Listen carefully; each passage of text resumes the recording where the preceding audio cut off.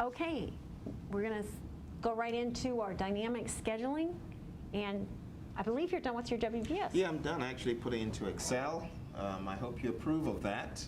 So it's in Excel, and I've emailed it to you so we can open it, take a look when we get to the right spot. All right, so let's move on. Do these groups look familiar? All too familiar. Okay, so I tried to define in here so you could kind of picture in a one-page diagram how the scheduling does work into the program management. Okay. And the initiation, the concepts and the setup, we've kind of gone through that. Our concepts, our WBS, and how we set up project to get it ready. And then we're going to dive deep into this. You need to understand the different task types, how the estimate works with that scheduling engine. The dependencies, we talked about the predecessors and successors. The constraints, there's not supposed to be any. Okay. No one knows what a constraint is yet. Resources, how you're going to put your resources in and cost load them. And then how you're going to assign resources to your tasks. And then we're going to optimize our schedule, report it. I showed you some of the reporting, and I'm going to show you even more. How we're going to update a schedule. And then at the end, we can evaluate it and see how we're doing or have done. Okay. And that's done with setting a baseline. So I'm going to show you how to do that also. Okay. So really, before anyone jumps into build a schedule, they should have gone through a lot of these steps. And Yes. then, okay. And if you don't, it'll bite you in the end. Okay, your WBS. Does yours look somewhat like this? Mine is a little bit more detailed. I went to a lower level, and like Okay. I said, I sent that to you. So Okay, you've got let that. me pull it up.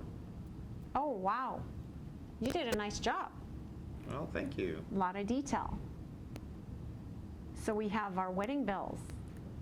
And it's a fictitious wedding put together, and just breaks. Oh, James and Mary. Now that's not me. Definitely not you.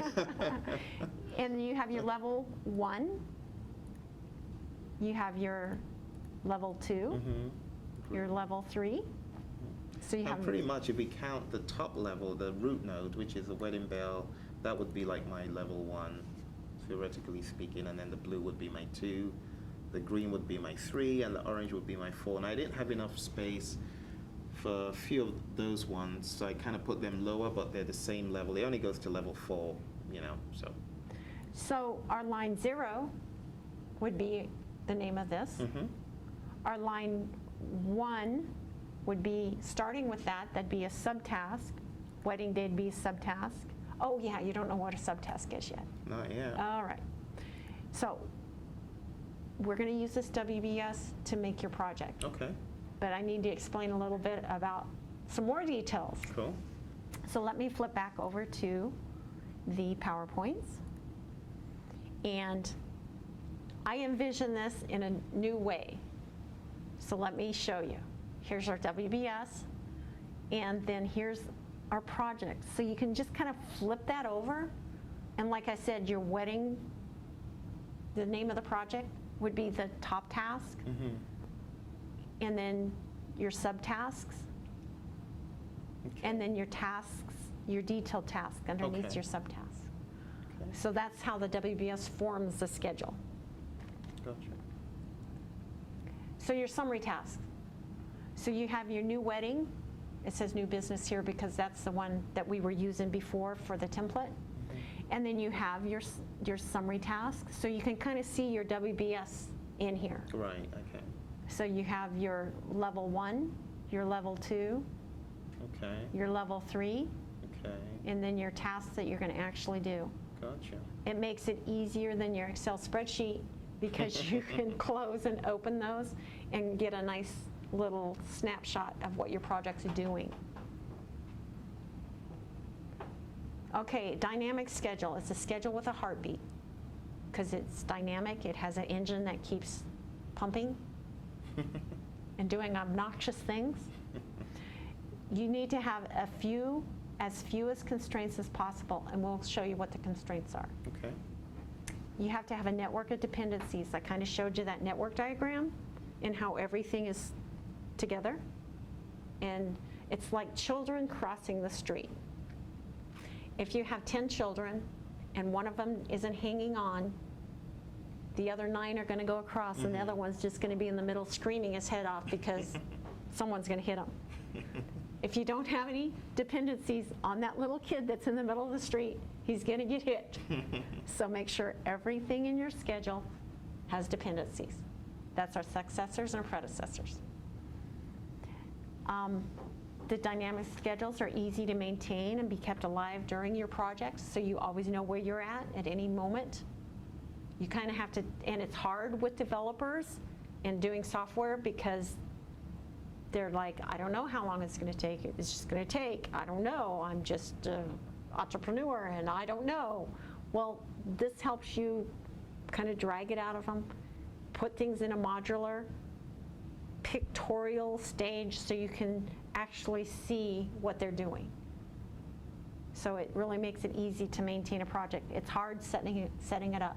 But after you get all your projects set up, all of your stuff for your PMI set up, you can sit back and watch your project succeed.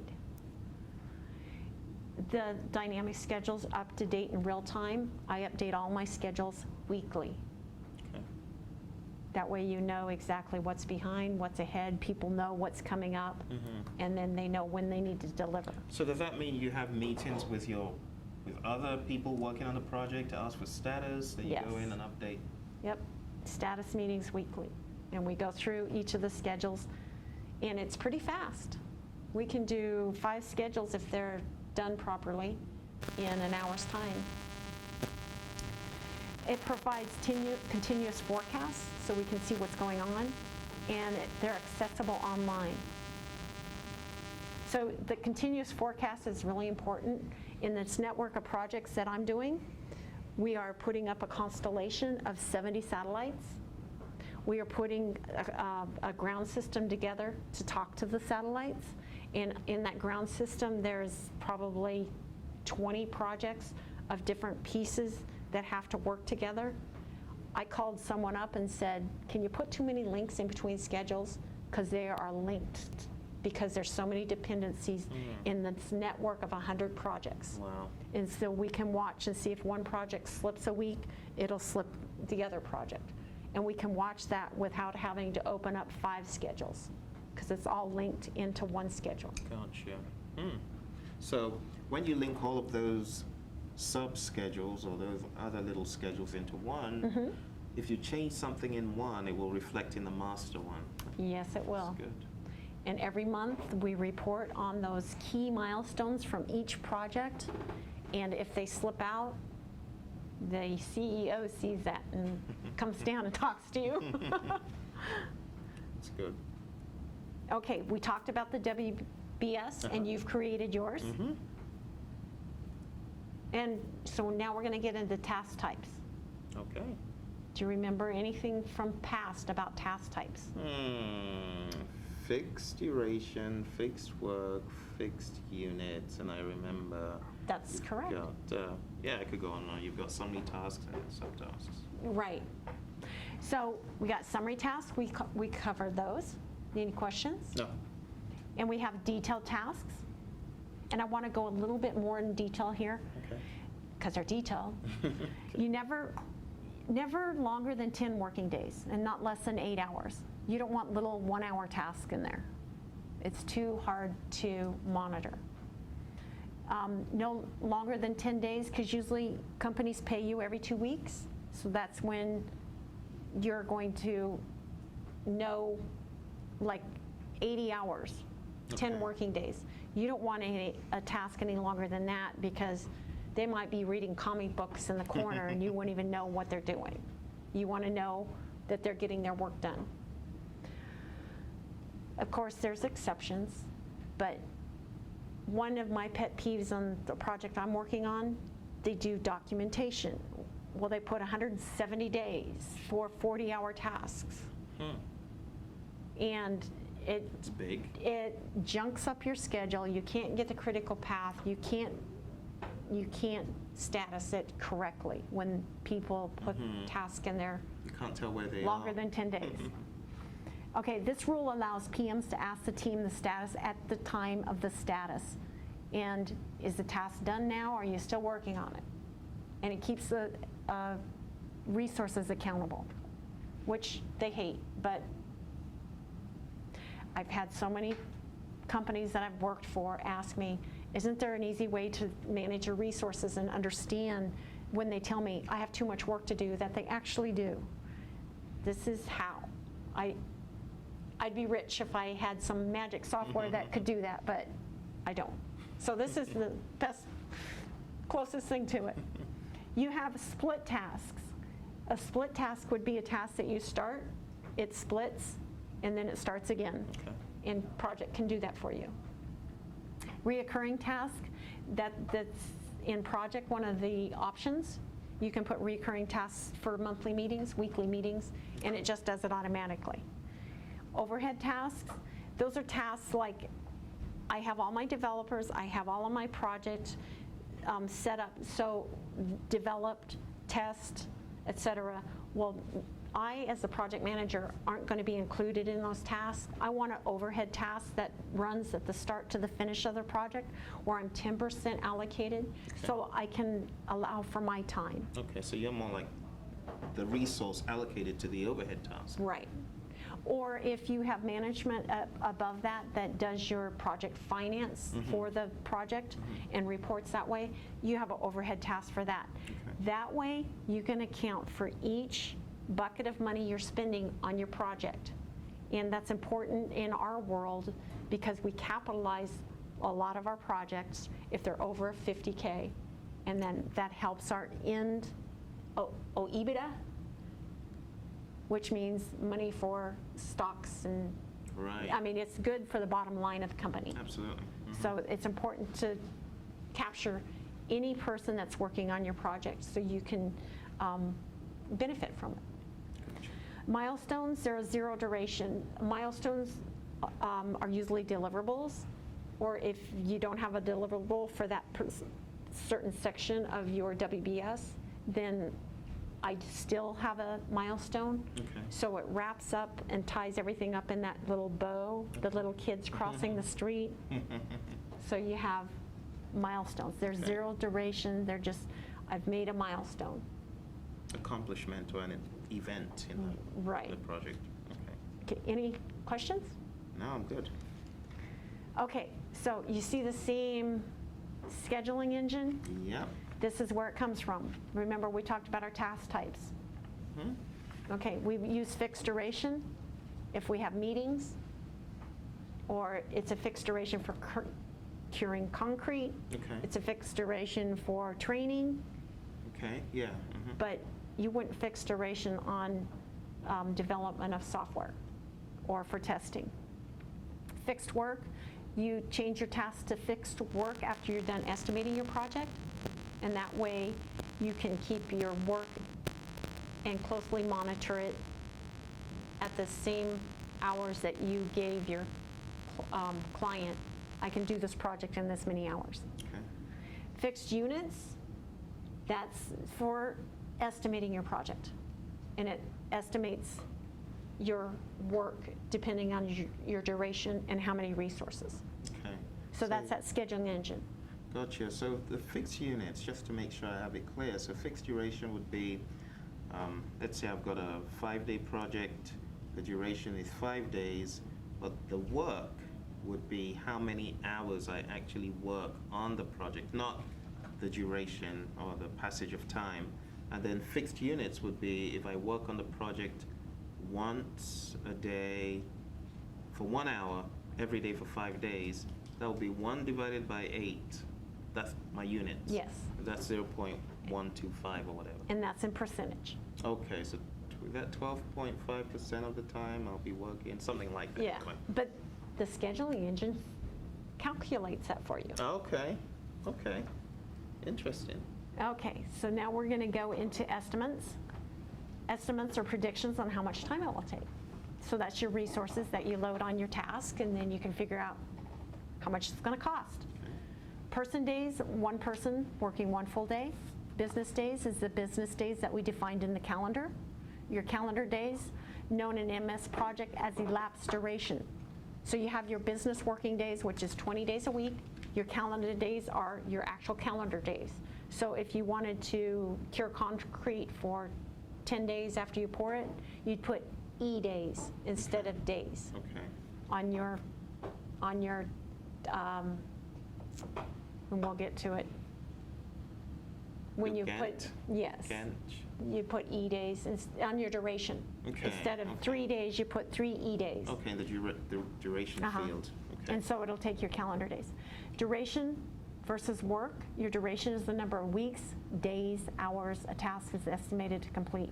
I suggest that when you do your duration, you use days. Okay. Because if you mix hours, days, and weeks, it's really confusing for people that looking at the project. Okay. So days is a good medium to use. Okay. Work is the number of person hours you plan to spend on the task. Now, I let project calculate that by using the fixed units. You're saying that this task is going to take how many days. You load the resources and it'll automatically let you know how much hours it's going to take. Now, project uses the formula duration times unit equals work. And we've gone over that and over that.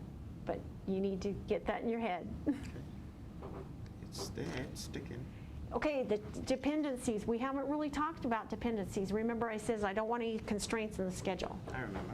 Okay, so you want finish to finish. No, it's not mixed up with constraints. The dependencies are the dependencies on those predecessors. Okay. So the default is finish to finish. So you start one task and it must be finished before you can start another. Pure, nice waterfall. Oh, finish the start. Finish to start. You must finish one task before you start another. Okay. So we have to pour or form the concrete with the forms before we pour it. Okay. So you have to finish one before you start another. Your start to start, the two tasks, they can start at the same time. Okay. So you can start your training and install your software at the same time. Okay. Your finish to finish, two tasks should be finished at the same time. So you're training on new software, installation of software on the user's worker station. So you could do that either way, the start or the finish to finish. Gotcha. Or a lot of times on ours, we're not done testing. Once we finish the testing, we can do the training. So it's a finish to finish. Start to finish, one task will force another task to end. Training will force the end of the preparation materials for class. How many times do you stay up till midnight at night getting ready? That's true. Like last night. Yeah. And that'll force the end of one. Okay. So it's start to finish. That's used very rarely. Okay, Gotcha. So we use FS whoops, finish. page up. So we use finish to start. That's the default. That's the default. Okay. When you start using all the others, you need good reasoning why. Otherwise, your dynamics of your schedule is not real good. Okay. And a lot of people use these not knowing what they're doing, and it just makes those little kids across the street not know how to cross right. Okay, when you're scheduling on paper, most people think in terms of dates. So when I'm doing my schedule, everyone's looking at the start and finish date, and I'm like, don't even look there. Don't even go there. So you must use, you may be used to entering the start and finish dates, just like I said, into the schedule. This is not necessary or recommended because this creates schedule constraints. Okay. So here's where the constraints come up. And that's where people say, I didn't put that there. To just change the start or finish date, and I wish Microsoft would make those read-only, so you couldn't change them, because that ruins the dynamics of a dynamic schedule. So the schedule only needs to know what the cause and effect is. So your little kid's crossing the street, what's the cause and effect of getting them over? That's all it does. It doesn't want to know the date it starts and the date it ends. It's going to tell you that with its scheduling engine. Okay. The main benefit using dependencies between the tasks is the schedule updates dynamically.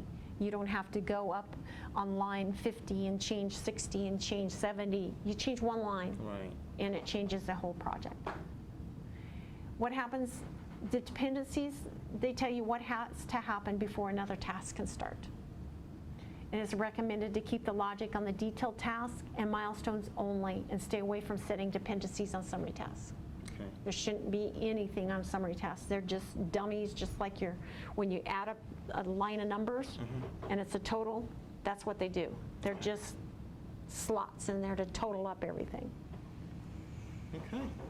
Constraints, and I know this is dry material, but to understand this, you'll need to know that when you start your project. Okay. Okay, there's 8 types of constraints. Remember, I said no constraints on dynamic schedules? Okay, and I have a trained eye when you go over and look at your schedule. Let me flip back over here. I have a trained eye when I get a schedule. There's my autosaver again.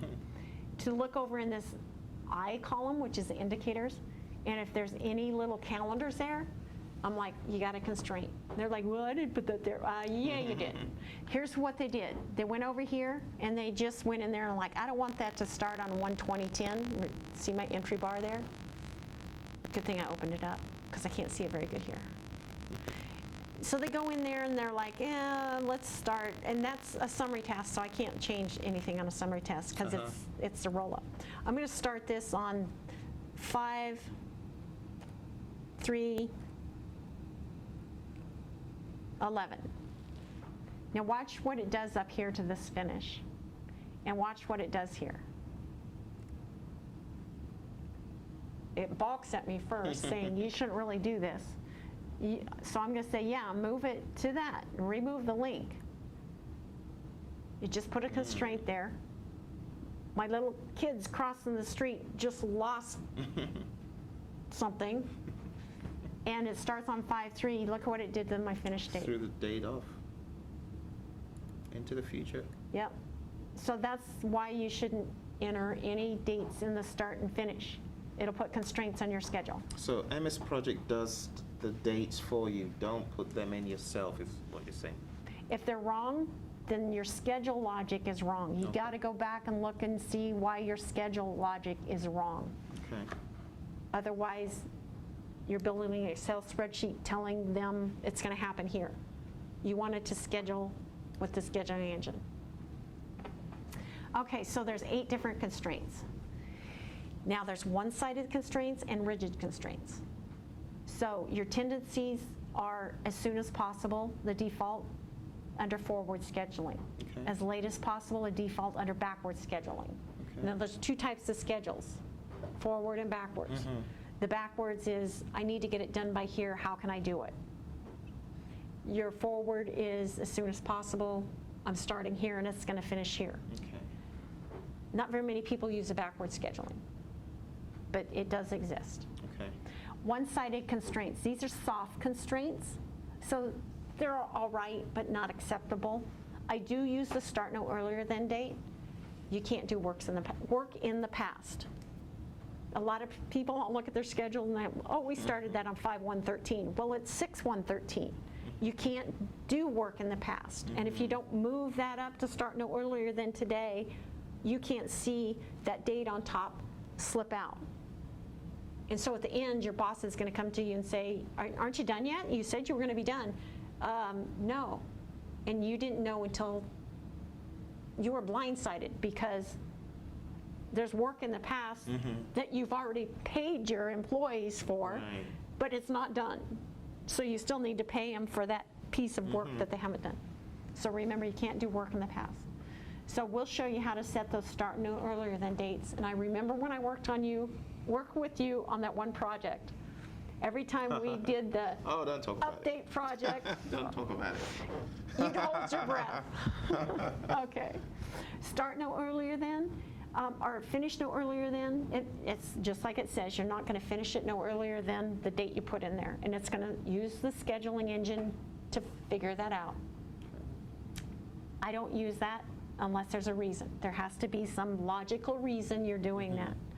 Start no later than, you're waiting on a delivery from someone. Okay. And that's where I like linking to different schedules, because that makes it so you can go back and say, oh, that's what they're waiting on. Finish no later than, you're going to finish no later than, and you put the date in there.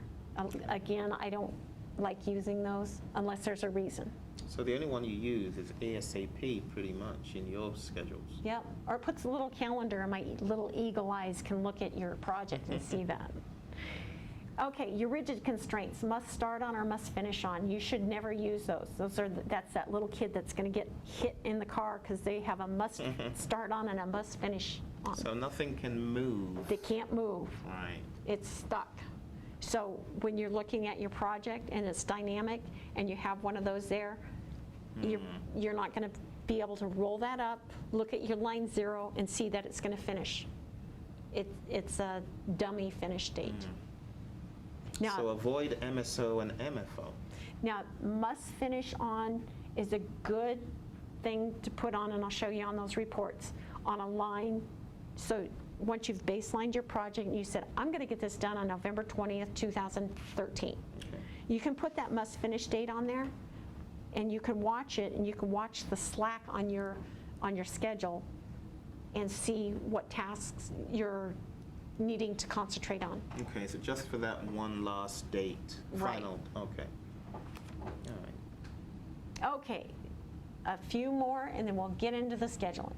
Okay. Deadlines. Okay, so I have these constraints, and I need a date to be a date. You still want your schedules to be dynamic. Don't use the constraints. Use your deadline dates.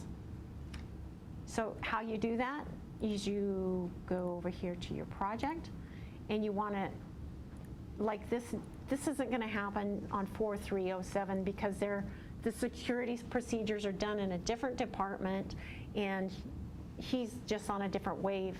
But he's promised me he'd get them done by 4/10 or 4/10.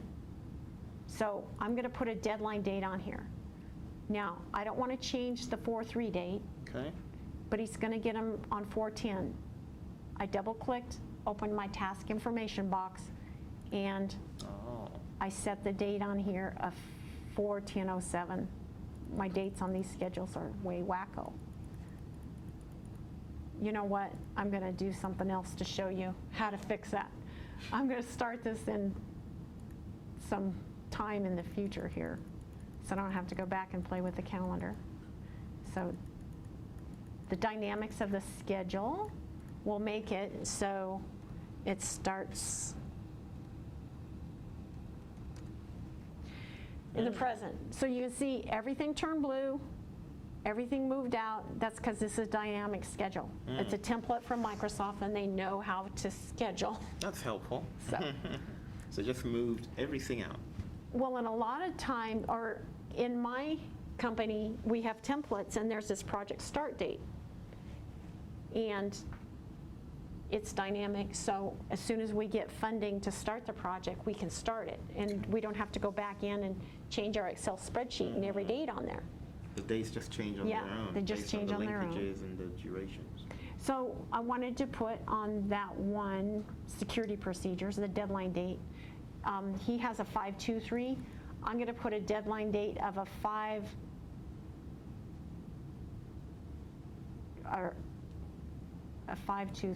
Okay, let me get in the fives. I'm going to put a 5/1, and you're going to see a little red yield sign here, letting me know it's in trouble. Oh dear. So I can see here, oh, it goes past the deadline date. I have to call this guy. He promised he'd get it on 5/1.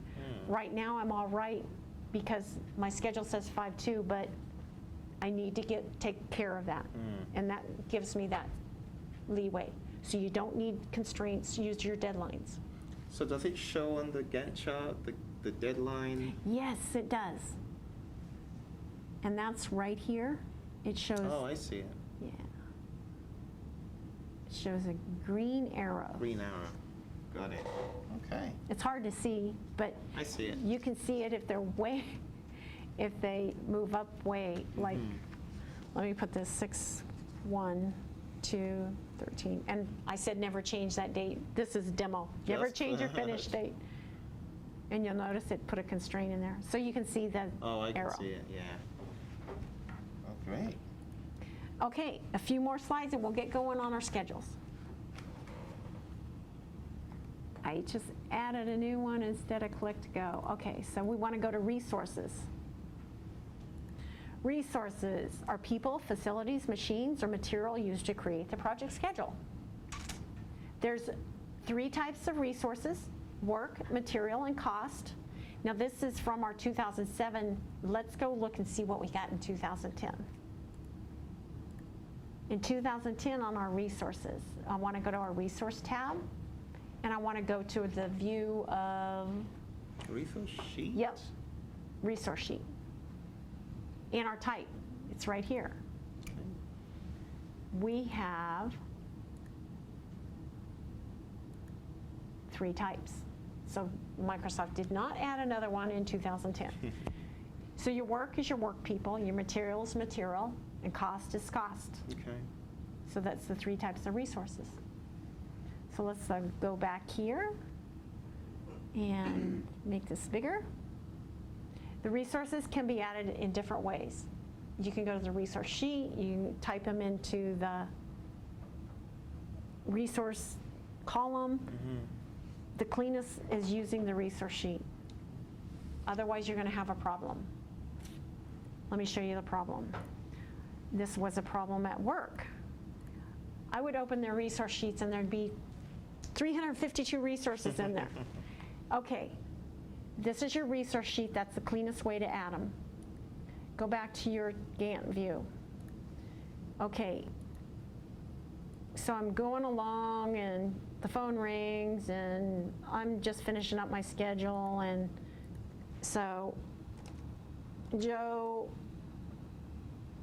and the phone rings and I enter and I forgot where I was.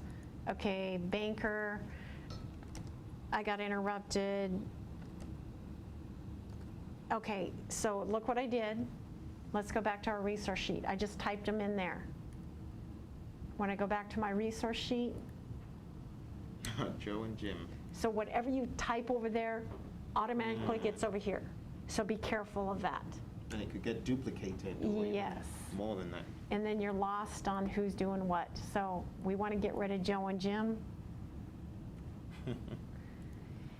And so I wanted to make sure you understood that particular obnoxious thing that happens with this software. Cool. Okay, we talked about assignments in the obnoxious piece of software. I don't think I need to review much of this because we've kind of Remember that. beating a horse. Okay, so before making any change to the 3 values in the formula, ask what task type do I need for this particular change? So do you need a fixed duration, a fixed unit, or fixed work? If you don't take this in consideration, you'll be working with this obnoxious piece of software with an attitude. You don't understand what it's doing, you'll throw it at the wall. I'm going back to my Excel because I can control it. Just understand that scheduling engine. And we've went over the fixed duration tasks and what it does. It takes 10 person days, 10 people will attend, and it's a meeting. So that gives you an idea, a snapshot and a quick picture to see fixed duration tasks. So you set the duration of the task, enter the work estimate, assign the resources, and project calculates the remaining variable, which is the duration. Okay. But the duration does not change. So it calculates the units or the work because it's fixed duration. Okay, so in fixed duration, units and work could change. Yes. Okay.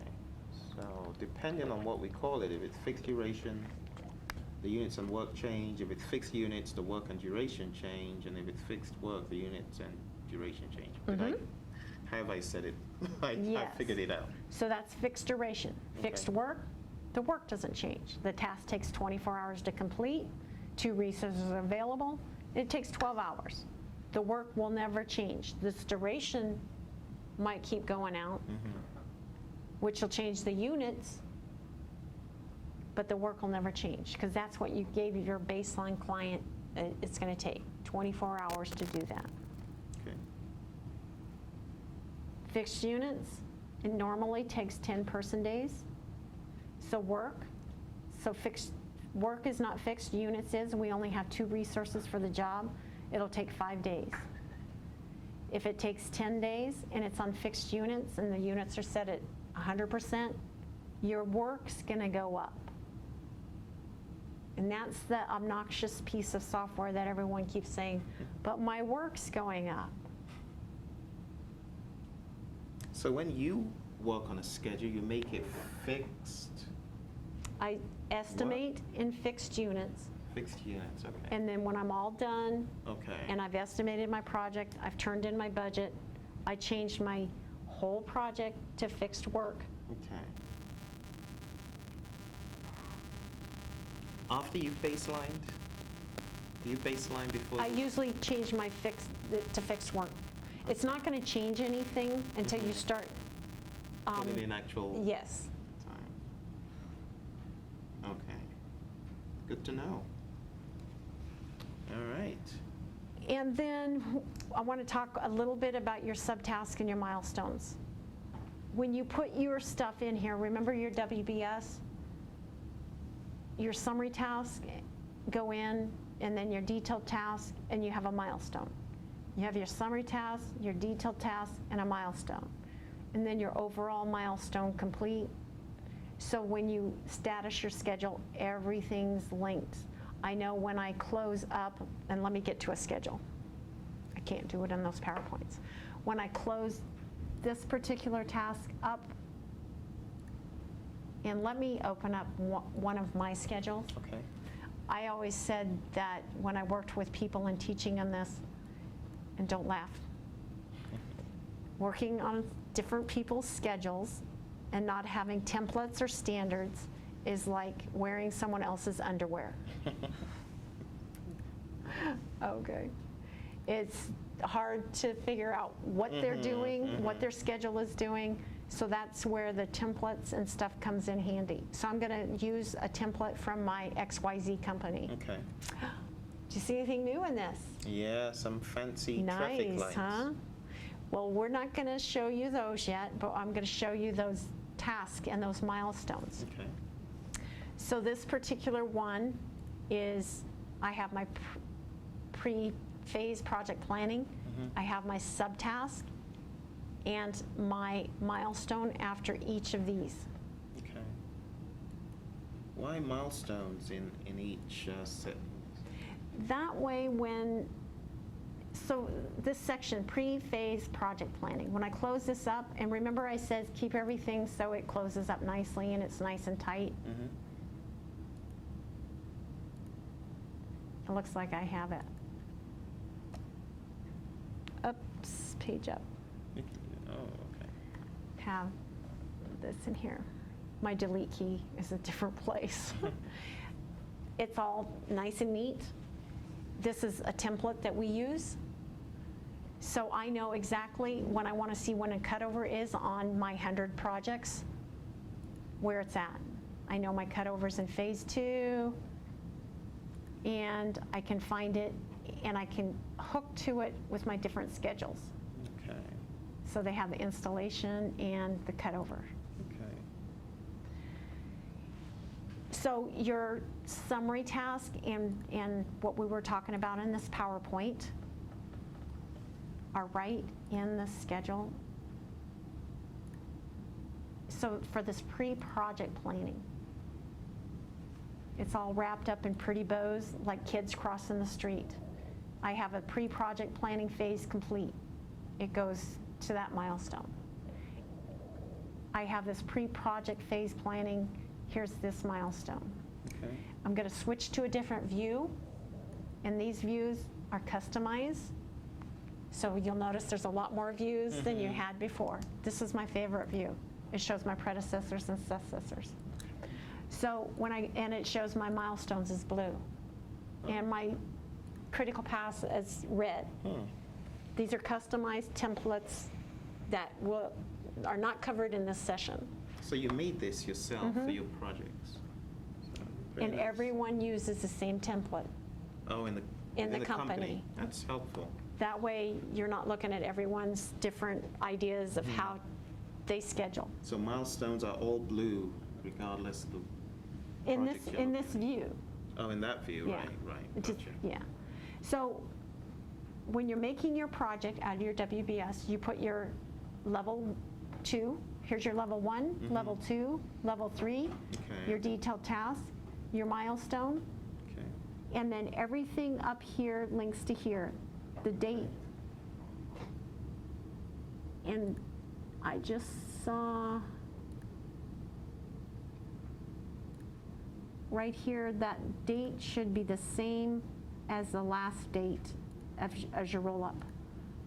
So this particular one needs to have another predecessor, which is 7. So it's 529, 529. Okay. They all roll up. So there's that one section. Here's my next section. And it has this vendor selection, which is not hooked to the end.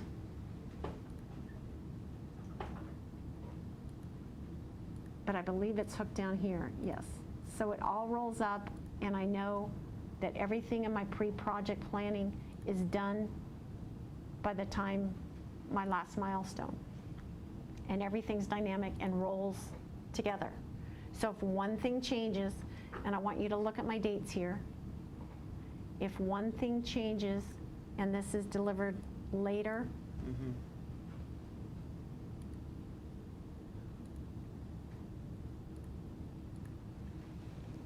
so that date's 5/29, I'm going to put 5/29/15.